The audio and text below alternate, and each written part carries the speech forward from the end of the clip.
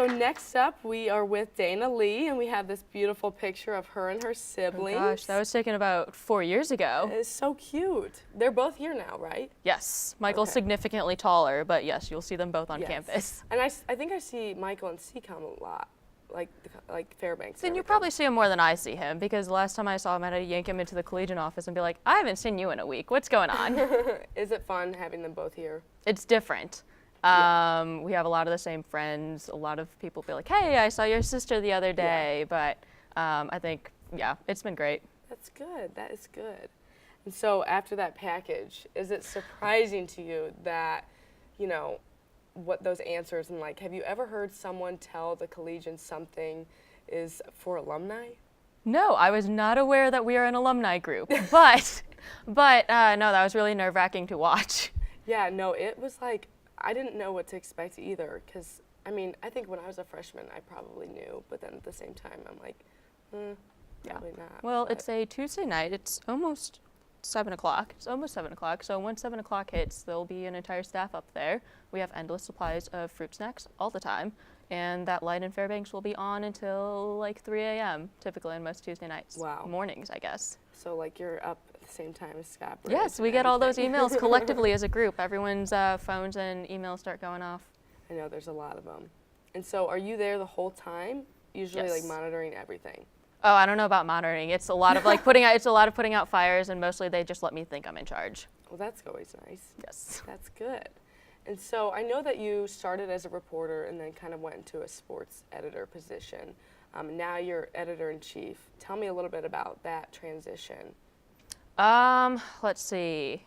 Gosh, being an editor-in-chief is never something that I thought I would be able to do. Never thought about it freshman year. Freshman year I had no experience.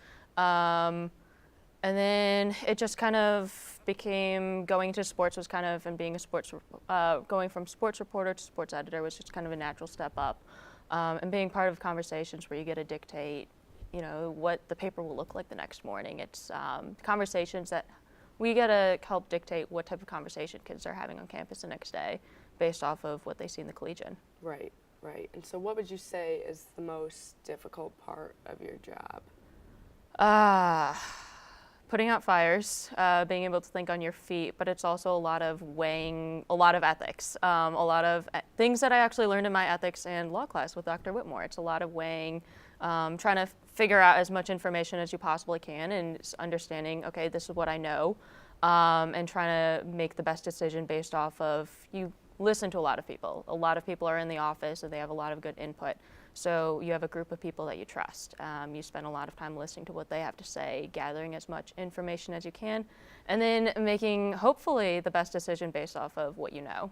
Right, right. That's awesome. And I guess, you've been there a long time. You've had a lot of experiences with that group. Can you tell me any funny stories or experiences? Well, we have a quote board at the back of our office, which is pretty revealing about the type of controlled chaos that typically happens on a Tuesday night.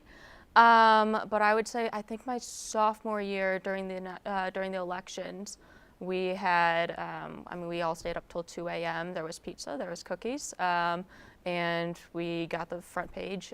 We got the results on the front page the next morning, but at one point there was an entire meme wall all put out in the office of the Collegian, and they were just memes of every presidential candidate. That is so funny. It stayed up for over a year. Oh my gosh, it was there for a while, yes. Yeah, I'm sure that has caused a lot of laughter and a little bit of inspiration, I'm sure. A little bit, yeah. Yeah. And so I know that you had an internship at ESPN, correct? Mm-hmm. And that was in Connecticut? Yes, I was in Bristol, Connecticut for the summer. Okay. Can you tell me a little bit about that? And did that kind of push you more towards that field, or kind of make you realize oh, I don't really actually want to do this? Let's see, the people I met there were probably some of the sharpest people I've ever met.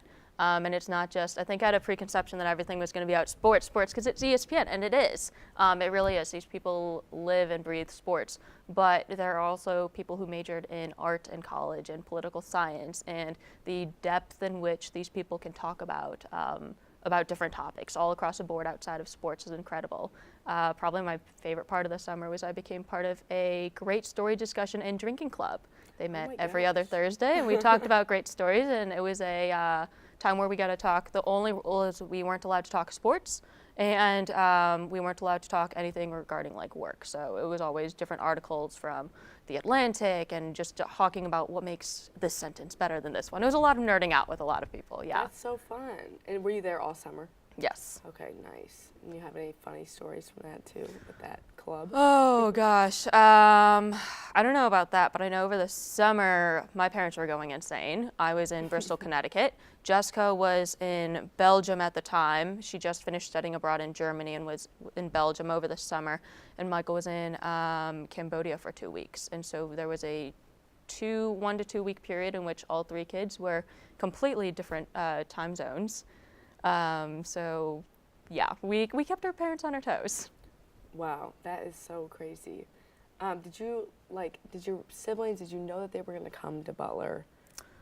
Were you excited, or were you kind of like, I don't really actually, like, I'm a little nervous about it. I don't know. I wanted them to come to Butler, Okay. both of them, and I tried to be impartial and let them make their own decisions. And later, Right. Jessica told me, she's like, "Oh, you were so bad at that. Like, I knew you wanted me to come to Butler." And I was like, "Well, yeah, you have half of my clothes. We get to share closets. This is perfect. This is actually hers." Oh, I love it. But yeah, I wanted them both to come to Butler because I know I've had such a good experience here. And whenever I was coming home, I was talking about, hey, my professor told me this today, and I learned this today, and I have a great group of friends, and we're doing this.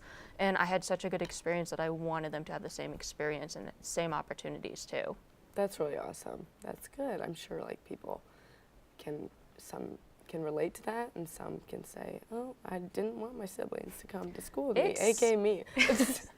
It's a transition period. Yeah. I think for me, it's been learning when they need an older sister and knowing when they need a good friend. And I think most of the time they need just a friend and they just need to rant to someone. And so I try to hold in like the sisterly advice, which is a lot harder. Yeah, I'm sure. And you're the oldest. Yes. Okay. Just could point out only by 18 months, but Okay. yes. That's not too bad. That's nice, because then you're like closer in age and you have that closer connection and stuff Yep. like that. So I was told that I should ask you about New York City. Oh gosh, this is a long conversation. It's been an ongoing conversation ever since, let's see, early last semester. I'm not the biggest fan of New York City, and I would say most of the Collegian knows, and now I guess a lot more people know that I don't like New York City. I'm from Chicago. I have no problem being in a city, navigating a city. It's just New York. It's a lot. It Yeah. is a lot to take in. I don't know what your thoughts are on New York. It's big. I like it.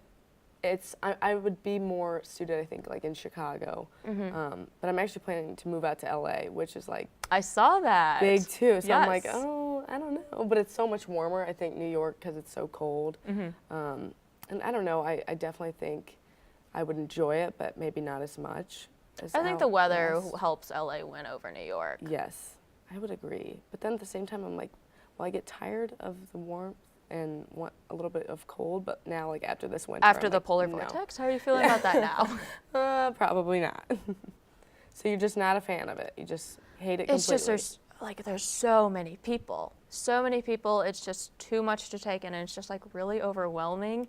So I don't know. So I'm not gonna, if I get a job there, I'll go. Like I'm not gonna say no to a job, but I think being in Chicago would be nice, being in Indy. I do like the East Coast. Boston's pretty great too. Oh yeah, I've been to Boston and I like really loved it, like more than New York. I don't know, it just it felt like a big city, but not in terms of amount of people, I guess. Yeah. So what are you planning to do next year? The worst question. Oh, do you see the ever panic on my ask. face right now? Yeah, no, that is what I'm going to be trying to figure out over the next few months.